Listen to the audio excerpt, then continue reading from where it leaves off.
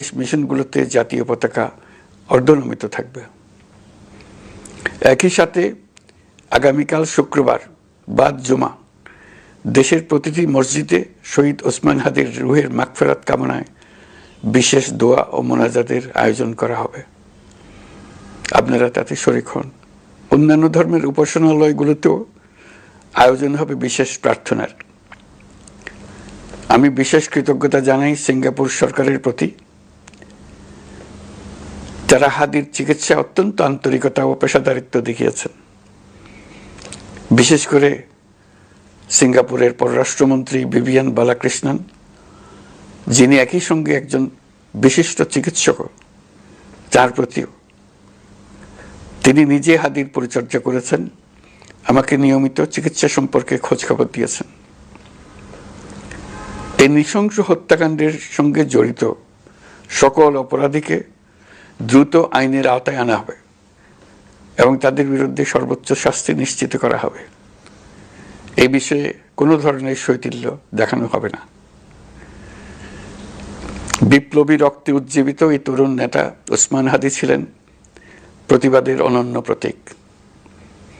তার কর্মের মধ্য দিয়ে তিনি শুধু প্রতিবাদ নয়, দেশপ্রেম, ধৈর্য ও দৃঢ়তার অনন্য দৃষ্টান্ত রেখে গেছেন। আমি দেশের সকল নাগরিকের প্রতি আন্তরিক আহ্বান জানাচ্ছি, আপনারা ধৈর্য ও সংযম বজায় রাখুন। আইনশৃঙ্খলা রক্ষাকারী বাহিনী ও সংশ্লিষ্ট সংস্থাগুলোকে পেশাদারিত্বের সঙ্গে তদন্ত কার্যক্রম পরিচালনা করে সুযোগ দিন। রাষ্ট্র আইনের শাসন প্রতিষ্ঠায় সম্পূর্ণরূপে প্রতিশ্রুতিবদ্ধ। আমি আবারও স্পষ্টভাবে বলতে চাই, ওসমান হাদি ছিলেন পরাজিত শক্তি ফ্যাসিস্ট সন্ত্রাসীদের শত্রু। তার কণ্ঠ স্তব্ধ করে বিপ্লবীদের ভয় দেখানোর অপচেষ্টা সম্পূর্ণভাবে ব্যর্থ করে দেন। ভয়, সন্ত্রাস কিংবা রক্তপাতের মাধ্যমে এদেশের গণতান্ত্রিক অগ্রযাত্রা কেউ থামাতে পারবে না। আমরা এখন গণতান্ত্রিক উত্তরণের চূড়ান্ত পর্যায়ে উপনীত হয়েছি। শহীদ হাদি ছিলেন এই প্রক্রিয়ার অবিচ্ছেদ্য অংশ।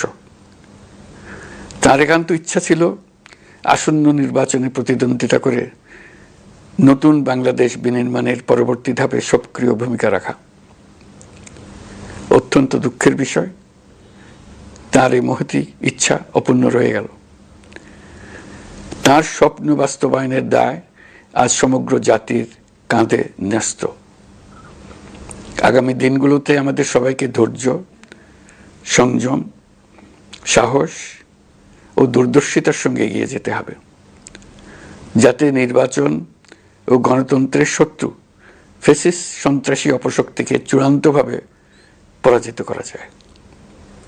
এই শোকের মুহূর্তে আসুন আমরা শহীদ শরীফ ওসমান হাদির আদর্শ ও ত্যাগকে শক্তিতে পরিণত করি, ধৈর্য ধারণ করি, অপপ্রচার ও গুজবে কান না দিই এবং যে কোনো হঠকারী সিদ্ধান্ত থেকে বিরত থাকে। যারা দেশকে অস্থিতিশীল করতে চান তাদের ফাঁদে পা না দিয়ে আসুন আমরা সবাই ঐক্যবদ্ধভাবে গণতন্ত্র, ন্যায় বিচার ও গণমানুষের অধিকার প্রতিষ্ঠার পথে অবিচল পদক্ষেপে এগিয়ে যাই। এটাই হবে শহীদ হাদির প্রতি আমাদের প্রকৃত শ্রদ্ধা। আল্লাহ হাফেজ।